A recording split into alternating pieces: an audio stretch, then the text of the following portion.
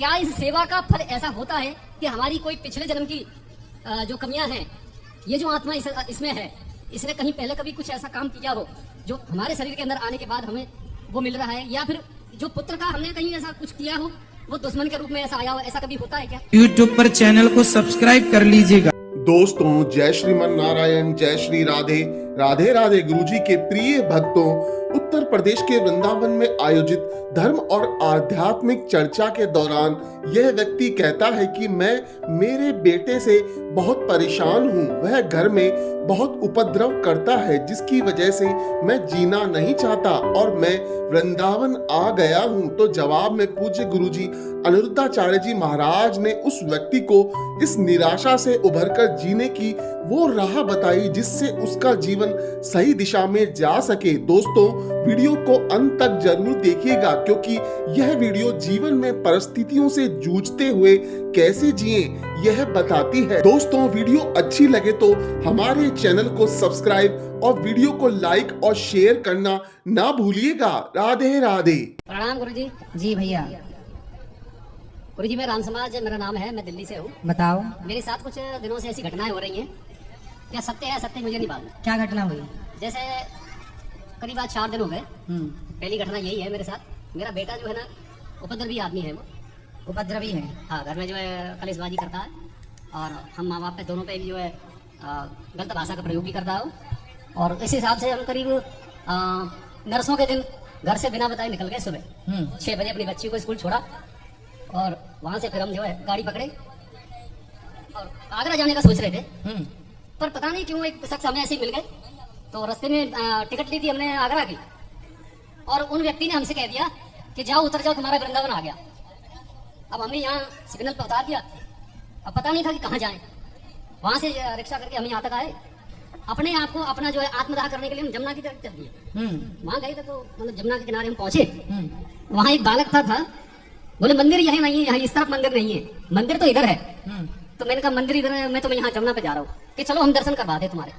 उनके साथ मैं चला गया, छोटे से थे। जब तो अंदर गया मैं, मुझे भी पता नहीं था कि बिहारी जी का मंदिर किस तरफ है। वो मुझे ले गया अंदर तक। अब दोपहर का टाइम था तो मुझे वहाँ छोड़ दिया कि जाओ दर्शन कर लो। अब मैं गया तो वहाँ पट बंद थे, पुजारी वहाँ बाहर बैठे थे। मैंने उनसे पूछा कि मैंने कहा महाराज जी दर्शन तो नहीं हो पाएंगे।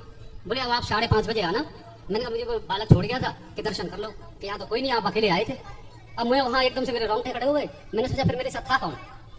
तो मैं वहाँ उस समय तो मैं निकल के आ गया।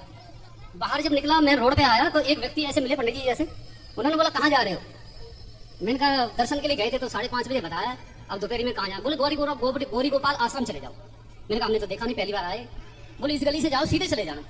दोपहर का टाइम था, बड़ी धूप थी। चला आया पैदल पैदल पैदल, पता नहीं था रास्ता किधर था, कच्चे रास्ते से चला गया उधर। तो 2 बेटियां जा रही थी, मैं उनसे पूछा, मैंने बेटा गौरी गोपाल आश्रम जाना है, कैसे जाए? तो बोले बाबा जी इधर से नीचे चले जाओ, वहाँ से 10 रुपए देकर के ऑटो मिल जाएगा, वहाँ दरवाजे पे छोड़ देगा। मैं यहाँ आ गया। उस समय परसों के दिन आपका प्रवचन हो रहा था, तो आज करीब 6 दिन हो गए। भूख लगी थी उस समय का बहुत तेज, पर खाना नहीं जा रहा था अंदर। मैं भंडारे की तरफ ना जाके बजाय मैं यहाँ आ गया। तथा मैं बैठा था ये वाले पिलर के पास और आपके प्रवचन सुन रहा था। तो बहुत मतलब आंसू रुक नहीं रहे थे मेरे अपने आप से। मैंने सोचा कि मैं कहाँ गलती कर चुका हूँ, पता नहीं। मैं अपने माँ बाप की ऐसी सेवा करता हूँ। अगर रात को 2 बजे भी लैटरिन कर लेंगे ना मेरे पिताजी, तो मैं रात को 2 बजे काट करके भरी सर्दी में उनके जो है मेरी वाइफ गर्म पानी करेंगी और उनकी मैं कपड़े बदलूंगा। लेटरिन अगर कमरे में कर दी होगी, मैं कपड़े साफ करूंगा, कमरा पूरा साफ करूंगा रात को। और माता जी नहीं है, 2 साल हो गए गुजर गई, उनकी भी सेवा हमने, हमारी मियाँ बीवी दोनों जन ने की थी।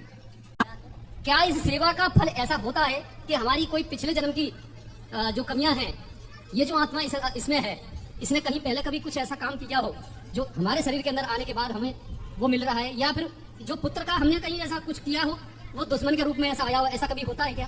आप ये बताओ कि आप अपने बेटे को कभी साथ में ले जाके कथा सुनवाए हो? नहीं जाता हो। नहीं, अब नहीं जाता ना, जब छोटा था तब ले जाते थे। नहीं, कुछ परिस्थितियां ऐसी थी कि हम कुछ नहीं कर पा रहे थे। अब इसमें बेटे की गलती नहीं है जी। देखो, आप माँ बाप, अब आप लोग रोते हैं कि बेटा नहीं सुनता, लायक नहीं, नालायक हो गया। जब बच्चे छोटे से थे, जब आपकी सुनते थे, तब आपने उनको सत्संग से क्यों नहीं जोड़ा, अच्छी चीजों से? कि जब आप पे संकट आया तब ना वृंदावन आए, जब अच्छा समय था तब वृंदावन आए, क्यों नहीं आए? अच्छे समय में वृंदावन आना स्टार्ट किया होता, अच्छे टाइम में समय पे बच्चों को लाना स्टार्ट किया होता, तो ये दिन ना देखने पड़ते ना आपको। हर जगह अगला और पिछला जन्म दोषी नहीं होता, कुछ जगह हम भी दोषी होते हैं, हमारी ये भी तो गलतियां हैं। कि हम अपने बच्चों को संस्कार दे ही नहीं रहे हैं और फिर पिछले जन्म का रोना रो रहे हैं कि कोई होगा पाप। भाई ये तो तसल्ली है कि भाई पिछले जन्म का कोई होगा पाप के बेटा मिल गया ऐसा, ये तो तसल्ली ही है, आपको देना ही पड़ेगा ये तसल्ली। और सच्चाई तो ये है कि हर पिता को समय पर अपने बच्चों को संस्कार देना चाहिए। आपकी गलती ये है कि आपने अपने बच्चों को समय से सत्संग करा के संस्कार कभी दिए नहीं। अब आप कक्षा में आए तो आप कक्षा में बैठ के रो रहे थे क्योंकि आपको कक्षा अच्छी लग रही थी, आपके हृदय में जो कुछ था वो आंसू बन के निकल रहा था। मैं जब भी कथा सुनता हूँ तो तो आप- मेरा भाव ऐसा ही हो जाता है अपने आप। ठीक है, ये भाव बच्चे को देना है ना, इसी भाव को बच्चे तक पहुंचाना ना। पिता का धर्म ये थोड़ी है कि केवल प्रॉपर्टी बांटे, केवल संपत्ति का बंटवारा करे, अपने संस्कार भी तो देकर जाए अपने बच्चों को, ये भी तो बंटवारा है। और गुरुजी जैसे जब मैं यहाँ आया हूँ तो मुझे कुछ भी दिखाई नहीं दे रहा था, मतलब मुझे जो ऐसा लग रहा था मैं कहीं ऐसे चला जाऊँ कि वापस लौट के ना आऊँ। यहाँ पे एक शख्स वैसे हरियाणा के हैं, मुझे पंडाल में वही मिले सामने वाले में, तो इन्होंने मुझे हाथ का जाला देकर बुलाया कि आजा मेरे पास ले बैठ जा। यहाँ पे जगह नहीं थी तो मैं उनके पास बैठ गया। परसों से और अब तक मेरा पीछा नहीं छोड़ा इन्होंने, जहाँ भी जाते हैं मुझे साथ ले जाते हैं, यहाँ से वहाँ ले गए मुझे। फिर आपने प्रसाद पाया गौरी गोपाल जी में? जी ये मुझे ले गए वहाँ हाँ। और शाम को 5:30 बजे ऐसा दर्शन करवाया कि मैं इतनी जोर से रोया था वहाँ पे भवन में जाके, बहुत पता नहीं मैं कितनी अब टाइम आप तक एक रोया। काम करना, जैसे आप आए हो अब अपने बेटे को लेकर आना मेरे पास, मैं उसे समझाकर बिल्कुल ठीक करके भेजूंगा।